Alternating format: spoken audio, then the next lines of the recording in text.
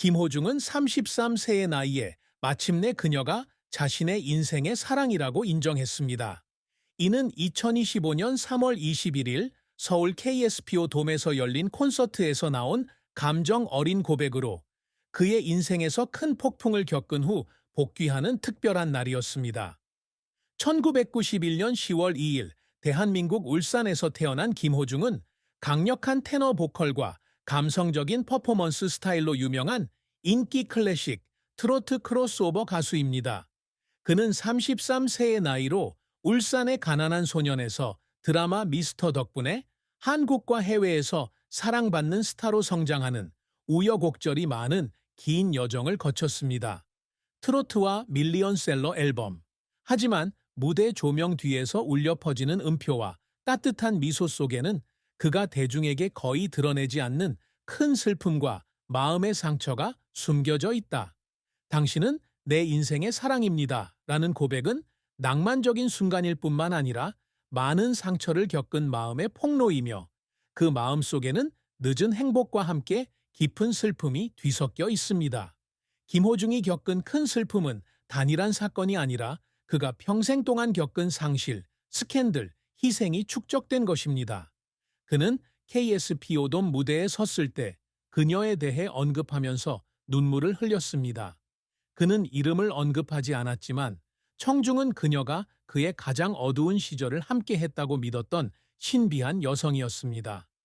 저는 여기까지 오기 위해 정말 많은 것을 겪었고 그녀는 제가 이 모든 것이 가치 있다고 느끼게 한 유일한 사람이었습니다. 그의 목소리가 떨리며 말했다. 이 고백은 사랑의 확언일 뿐만 아니라 그가 인생에서 겪은 가장 큰 고통에 맞서는 방법이기도 합니다. 그 고통이 오늘날의 그를 형성한 것입니다. 김호중의 인생에서 가장 큰 슬픔은 개인적 상실과 충격적인 스캔들, 그리고 자신의 실수에 대한 죄책감이 복잡하게 얽힌 것입니다. 그가 겪은 가장 깊은 고통 중 하나는 2008년에 할머니를 여의었던 일인데 당시 그는 울산에서 힘든 삶을 살던 청소년이었습니다. 할머니는 그에게 가장 소중한 사람이었을 뿐만 아니라 그의 인생을 바꾸어 놓은 사람이었습니다. 그는 중앙일보와의 인터뷰에서 어머니의 죽음으로 인해 학교에서 싸우고 방탕한 삶을 살던 반항의 길을 포기하고 음악을 추구하게 되었다고 말한 적이 있다.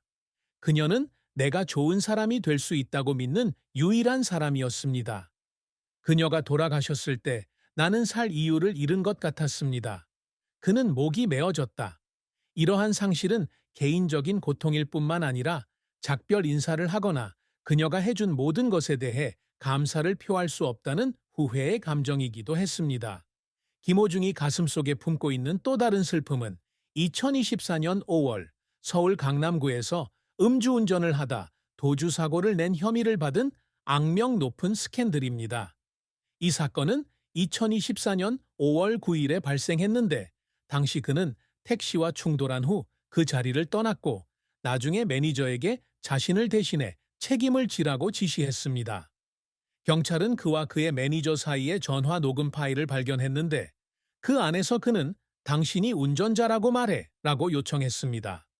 이 스캔들로 인해 그는 체포되었을 뿐만 아니라 2023년 터키 시리아 지진에 5천만 원을 기부하고 2022년에는 하늘정원 단체에 6,750만 원, 상당의 홍삼 제품 500개를 기부하는 등 자선 활동을 통해 쌓아온 자선 스타의 이미지도 망가졌습니다. 그는 2024년 말 재판에서 음주운전과 사고 은폐 혐의로 징역 2년 6개월을 선고받았고 이 판결로 인해 심한 우울증에 빠졌습니다. 그는 공개 사과문에서 저는 저를 사랑하는 모든 사람을 배신했다고 느껴서 울었습니다. 라고 말했습니다. 이러한 슬픔은 한때 그를 트로트 영웅이라고 부르던 청중의 거부에 직면했을 때 더욱 깊어졌습니다. 게다가 과거의 힘든 일도 김호중의 가장 큰 슬픔에 한몫했다. 울산의 가난한 집안에서 태어난 그는 노래 레슨 비용을 충당하기 위해 편의점과 식당에서 아르바이트를 했습니다. 하지만 그 돈으로 일주일에 한 번 레슨을 받을 수 있었습니다. 그는 2016년 페치노 엑스프레스에서 그 시절을 회상하며 이렇게 말했다. 배가 고프고 피곤해서 울었지만 음악이 유일한 탈출구였기 때문에 포기할 수 없었습니다. 이 슬픔은 상황에 대한 상처일 뿐만 아니라 그의 경력 초기에 가족을 더 많이 도울 수 없었다는 무력감이기도 했습니다. 할머니의 죽음부터 2024년 스캔들, 힘든 시기까지 이 모든 요소가 얽혀 김호중의 인생에서 가장 큰 슬픔을 만들어냈고, 그 슬픔은 그가 자신의 존재에 없어서는 안 될 부분으로 간직하고 있었다. 김호중의 경력은 재능, 인내, 그리고 그를 형성한 혹독한 도전에 대한 긴 이야기입니다. 울산의 가난한 소년에서 유명한 클래식과 트로트 크로스오버 가수로 거듭나기까지, 그는 빛나는 성공과 고통스러운 실패, 그리고 지쳐서 여러 번 울거나 기쁨과 고통이 뒤섞인 노력을 거치며 감정의 여정을 거쳤습니다. 김호중은 2008년 세종음악 콩쿠르와 수리국립음악 콩쿠르에서 루치아노 파바로티의 곡 네순 도르마로 우승하며 음악 활동을 시작했는데, 이 곡이 그의 인생을 바꾼 곡이다. 그의 재능은 그의 공연 영상이 바이러스처럼 퍼지면서 알려졌고 2009년 스타킹에 처음 출연하게 되었습니다. 그러나 그의 가장 큰 전환점은 2020년 미스터에 참여하면서 찾아왔습니다. TV조선 트롯에서 내 위를 차지했습니다. 그는 우승하지는 못했지만 강력한 테너 목소리와 진심을 담은 연주 스타일 덕분에 전국적인 현상이 되었습니다. 그의 데뷔 앨범 우리 가족 2020는 50만 장 이상 판매되어 가온 앨범 차트에서 1위를 차지하며 새로운 트로트 스타의 탄생을 알렸습니다. 2022년 발매한 앨범 파노라마로 성공은 계속되었는데, 이 앨범은 첫 주에 70만 장이 팔렸는데, 이는 그를 한국에서 가장 많이 팔린 아티스트 중 한 명으로 만들어준 인상적인 수치였다. 김호중은 공익근무 요원으로 복무하고 2022년 6월 9일 전역한 후에도 대형 작품으로 관객을 사로잡고 있다. 그는 오페라의 전설 플라시도 도밍고와 함께 공연했고, 피아니스트 이루마와 협업하여 한국의 클래식 음악을 세계에 알렸습니다. 그는 또한 2022년에 루치아노 파바로티 재단과 안드레아 보첼리 재단의 최초의 아시아 홍보대사가 되었는데, 이는 국제 클래식 음악계에서 그의 영향력을 입증하는 연계입니다. 2025년 KSPO 돔에서 열린 아이덴티티 등의 그의 콘서트는 수만 명의 관객을 모았고, 이는 그가 단순한 가수가 아니라 문화적 아이콘이라는 것을 증명했습니다. 하지만 김호중의 커리어가 항상 장밋빛이었던 것은 아니다. 그의 가장 큰 실패 중 하나는 2024년 스캔들이었는데, 교통사고로 인해 1년의 공연을 취소해야 했고 대중의 애정을 일부 잃어야 했습니다. 그는 이전에 한양대학교에서 성악을 전공했으나 학업을 마치지 못했으며 개인적, 재정적 문제로 인해 중퇴했다. 그는 조선일보와의 인터뷰에서 어머니를 자랑스러워하게 하기 위해 졸업하고 싶었지만 그러지 못했다고 밝혔다. 이러한 실패로 인해 그는 가족에 대한 죄책감을 느꼈고 그 슬픔을 수년 동안 간직했습니다. 성공을 이루기 위한 노력은 김호중을 여러 번 울게 만들었다.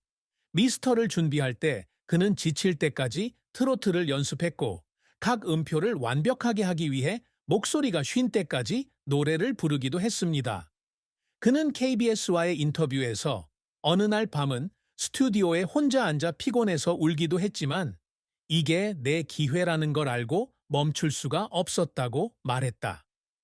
2024년 스캔들 이후 그는 수개월 동안 사과문을 다시 쓰고 복귀를 준비했으며 죄책감에 시달리고 청중이 자신을 용서하지 않을까봐 두려워했습니다.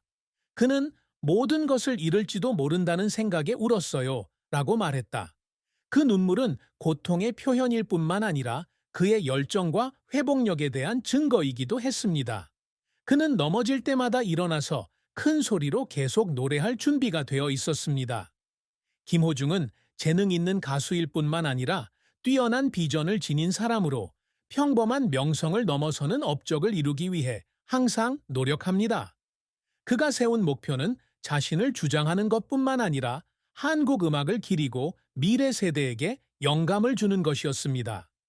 그는 그 꿈을 이루기 위해 쉼없이 일했지만 그 길이 힘들고 적지 않은 희생이 필요했습니다. 김호중이 항상 이루고자 노력했던 업적 중 하나는 한국의 트로트와 클래식 크로스오버 음악을 세계에 알리는 것입니다. 그가 등장하기 전까지 트로트는 종종 시대에 뒤떨어진 장르로 여겨졌으며 가정 내에서만 활동하는 것으로 여겨졌습니다. 미스터와 함께 트로트와 우리 가족나 파노라마 같은 앨범을 통해 그는 이 장르를 부활시켰고 이를 클래식 음악과 결합하여 독특한 스타일을 창조했습니다. 그는 연합뉴스와의 인터뷰에서 트로트가 단순히 노인을 위한 음악이 아니라 한국인의 영혼의 일부라는 걸 전 세계 사람들에게 알리고 싶다고 말했다.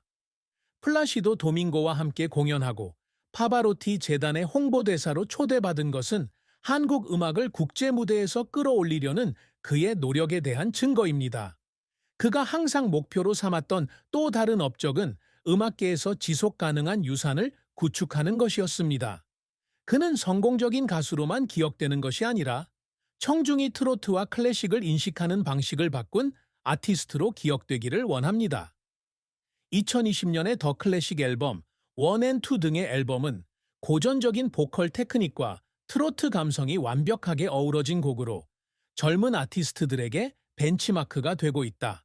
그는 2023년 부산에서 열린 콘서트에서 아이들이 나를 보고 명예뿐만 아니라 음악에 대한 사랑으로 가수가 되는 꿈을 꾸기를 바랍니다. 라고 말했습니다. 트로트 영웅이라는 그의 타이틀과 그가 판매한 수백만 장의 앨범은 그의 유산에 대한 증거이며 그 유산은 그의 업적뿐만 아니라 그가 제공한 영감에도 있습니다. 김호중은 또한 자신과 같이 어려운 환경에서 온 젊은이들에게 영감을 주고자 노력한다. 그는 고아와 재난 피해자에게 기부하는 등 자선 활동에 정기적으로 참여하여 누구나 역경을 극복할 수 있다는 메시지를 전하고 있습니다. 그는